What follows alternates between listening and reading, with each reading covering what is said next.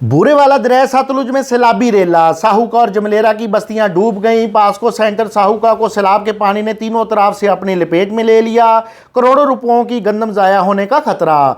तफसीलात के मुताबिक बूरेवाला में दरिया सतलुज में 1,70,000 क्यूसेक का रेला दाखिल होकर तबाही फैला रहा है। साहूका और जमलेरा समेत कई मुकामात पर आरजी बंद टूट गए, जिससे मुतअद्दिद बस्तियां और आबादियां ज़ेरे आब आ चुकी हैं, जबकि किसानों की हज़ारों एकड़ पर खड़ी फसलें मुतासिर हुई हैं। अगर बात की जाए साहूका में पास्को सेंटर की, तो पास्को सेंटर सतलुज दरिया के सैलाबी पानी से अब तीनों तरफ से घिर चुका है। बताया जा रहा है कि इस पास्को गोदाम में 62 करोड़ रुपए से जायद मालियत की गंदम ज़खीरा है, जो किसी भी वक्त सैलाब के पानी से ज़ाया हो सकती है। पेशगी इतला के बावजूद गंदम को महफूज जगह पर मुंतकिल नहीं किया गया।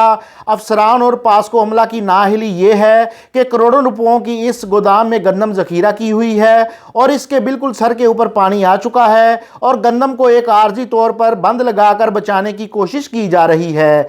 खदशा यही जाहिर किया जा रहा है कि 1 से 2 दिन में जो मज़ीद सैलाब का पानी आएगा वो पास्को सेंटर में दाखिल हो जाएगा, जिससे गोदाम में पड़ी गंदम की हज़ारों बोरियों को नुकसान पहुंचेगा और हुकूमत को करोड़ों रुपए का जो है नुकसान का खदशा मौजूद है। मकामी लोगों और किसानों ने मुतालबा किया है कि इस पास्को सेंटर में ज़खीरा की गई गंदम की हज़ारों बोरियों को किसी महफूज मकाम पर मुंतकिल किया जाए। मोहसिन मुगल, मुगल न्यूज़, बूरेवाला।